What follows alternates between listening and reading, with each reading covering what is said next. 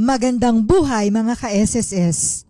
Alam mo yung pakiramdam kapag dumaan ng bagyo o lindol, hindi lang bahay ang bumabagsak parang pati kabuhayan mo, pati pangarap mo sabay nadadala ng hangin. Pero ngayong taon, may magandang balita mula sa SSS para sa mga nasalanta ng lindol sa Cebu, pati ng mga bagyong Mirasol, Nando at Opong.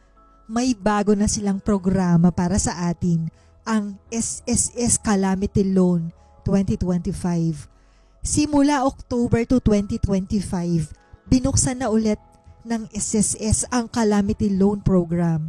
Pero ngayon, mas mabilis, mas magaan at mas abot kamay para sa mga miyembrong nangangailangan.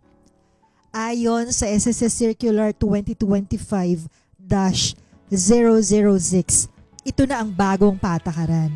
Kung dati matagal ang proseso, ngayon mas pabor na sa ordinaryong miyembro.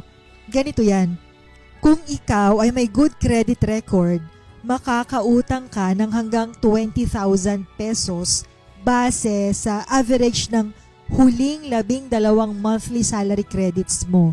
Ang interest, 7% lang per year. At ang bayaran, hati sa 24 buwan, magsisimula lang sa ikalawang buwan pagkatapos ma-approve. May 1% service fee na bawas sa loan mo at kung malate ka sa bayad, may 1% penalty bawat buwan. Kaya mas maganda kung consistent sa hulog. Sino ba pwedeng mag-apply? Madali lang yan. Kung nakatira o nagtatrabaho ka sa lugar na idinedeklara bilang state of calamity, may 36 contributions ka, 6 dito sa loob ng huling 12 buwan, may My.SSS account at walang utang na past due, pasok ka. Para sa mga self-employed o OFW o voluntary members, dapat yung 6 na contributions mo galing din sa membership type na yan. At syempre, dapat wala ka pang retirement o disability benefit. Below 65 years old. At kung empleyado ka, dapat updated din ang employer mo sa hulog. Pagdating sa application, online na lahat. Mag-login ka lang sa My.SSS. Piliin ang e-services tapos apply for calamity loan.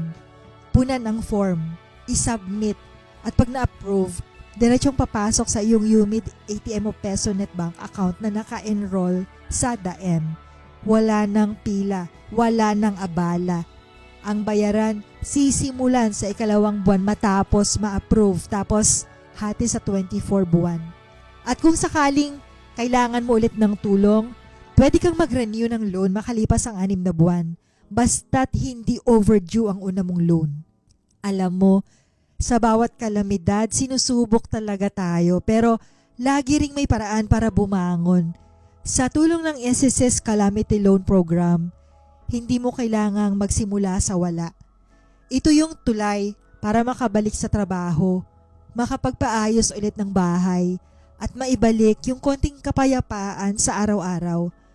Kaya kung kwalipikado ka, huwag mo nang patagalin. Mag-apply na sa My.SSS dahil minsan yung tulong na hinihintay mo, nandyan na pala, kailangan mo lang simulan.